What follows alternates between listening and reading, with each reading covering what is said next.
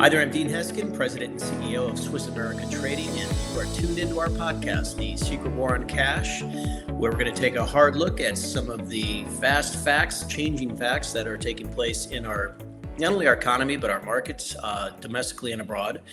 I have with me my co-host, Chris Agelastos. Chris, good morning to you. How are you today? I'm doing very well, thank you.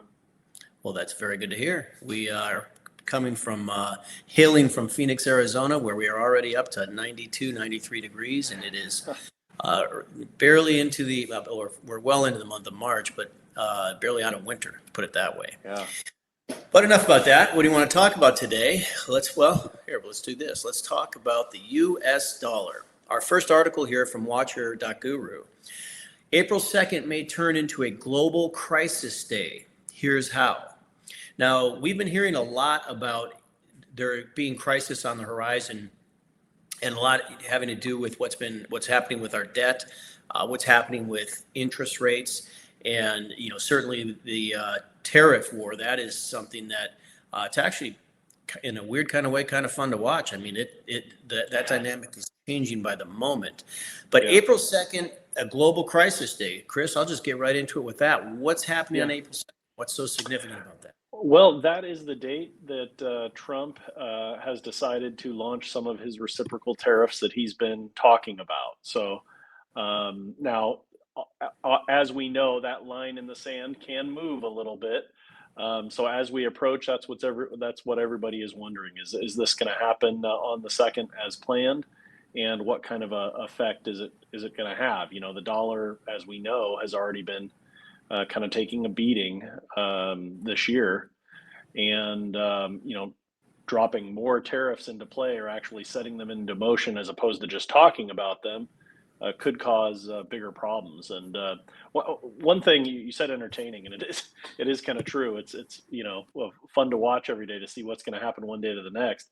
But the good thing about this, in addition to that, is that it's really opened our eyes to a lot of things. I mean, I had no idea some of these countries were imposing tariffs on our products, yet we didn't have anything on theirs.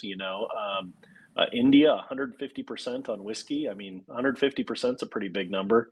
50% on motorcycles, and even 20 to 70% on different, like, fruits and nuts, apples, almonds, things like that. So now Europe's numbers are much lower. 10% on autos, 25% on whiskey, 25% on jeans, things like that, which arguably isn't a huge number, but it's still, when you hear Trump talking about fairness and how the U.S. has been mistreated, and then you see these actual numbers, it has kind of opened my eyes, at least, to the fact that we do need to level the playing field here. So I'm sure he's going to implement some of these, and maybe obviously use a lot of this just for as negotiating tactics to level the playing field, like I said. But it'll be interesting to see if it all goes down on the 2nd. I imagine that some of it will and some of it won't, and we'll have to continue the story going into the summer months even.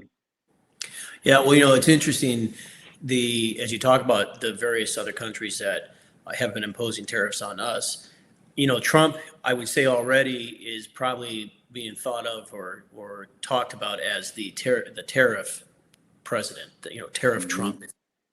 And I think what's important to understand about that, to your point, Chris, is that this has all been happening well before Trump got into office. Right. Trump basically, or in effect, what he's doing is he's just saying, look, okay, we're playing the tariff game. We'll step in, and we're going to, start imposing our own tariffs, depending on what's going on. And that leads into this next article, which I found very, very interesting, where he singled out, read the headline here. Trump said, any country buying Venezuelan oil will be slapped with a 25% tariff.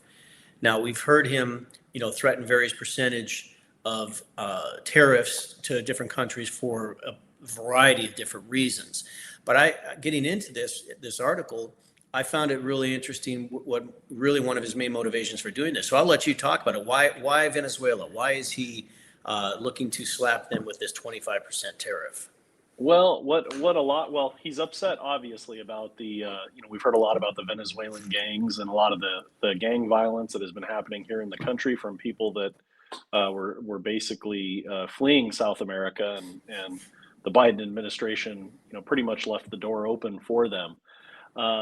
So he's using a lot of these tariff talks, as he has with Canada and Mexico, talking about the fentanyl crisis and the drugs coming across the border. He's using these tariffs as leverage to try and get some results in some other areas, and so that's the one of the big ones with Venezuela. And interestingly enough, Venezuela's agreed to accept a lot of these U.S. deportations of illegal immigrants back when they didn't initially. I'm sure you remember. They said, "Hey, we're not going to take them," but now they've opened their doors. So you can't argue that all of these tariff talks and some of these threats haven't had an impact. They certainly have. Now, some of the negative impact is it has hurt the dollar a little bit so far year to date. But again, Trump has said, look, a little bit of short-term pain to benefit us long-term is really what he's after. But what's Right. unique about this, to kind of get into the specifics of the article, is, like you mentioned, he's threatening to tariff other countries for even doing business with Venezuela. So not even just threatening the tariff on Venezuela, which he's done at 25%, but he's saying if you purchase oil and gas from Venezuela, we're going to hit you with 25% too. And one Right. of the big countries that purchases from them is China, and China's been a great trading partner for Venezuela. So again, it's not necessarily us trying to do anything with China. I don't believe. I think it's more so letting Venezuela know that, hey, we're going to go after your best customers if you don't play ball. And again, I think you said it yourself. He isn't the first president to introduce all of this, but what I do think is different is a lot of presidents seem to have either quietly dealt with it or come in and not dealt with it at all. It's just, kind of status quo. They picked up where the previous administration left off. And he's coming in and making all kinds of changes. He's been very vocal about things that the Biden administration did, that he didn't approve of, and so I think this is, along the lines of one of his big campaign promises to just come in and clean things up, and he's not afraid to get his hands dirty. That's for sure. Right. Right. Well, and you mentioned it. That was the part that stuck out to me in this article here. It's right kind of towards the top of the article. It says Trump cited the fact that Venezuela has purposefully and deceitfully sent to the United States undercover tens of thousands of high level and other criminals. That's crazy. I mean, and Yeah. it's, hats off to him for doing that. And I put, to me, as I read that, I'm like, well, that makes sense in a way. Venezuela is taking them back, as you mentioned. And what Trump basically did in reverse kind of is put a price tag on each one of these criminals' heads, because Venezuela has to deal with, okay, well, this is how much money it's going to cost us to not take these people back. For everyone for the ones that they're taking back, it's that much more Yeah. money they're pocketing, in effect. So Yeah, it's true. That's the one, like I mentioned earlier, from the beginning here. The one thing about these tariffs is that it is literally like unraveling an onion. There are just layers and layers and layers to this and what's going on and how it all fits together. So we'll be sure to be covering that more. Chris, The Secret War on Cash, tell people how they can get a copy of that if they haven't already. Yeah, give us a call at the office at 1-800-289-2646. Just let us know you either saw the podcast or where you heard about us, and that you'd like to learn more. We'll mail out hard copies to you, or email if you prefer digital, but we do like getting hard copies in people's hands.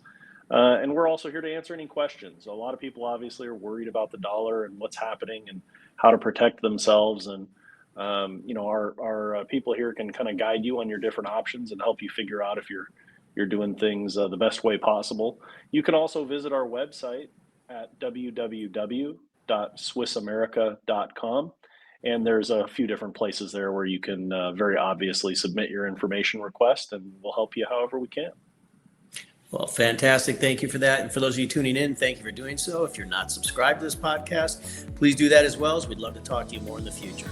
Until we see you again, have a great rest of your day. Take care.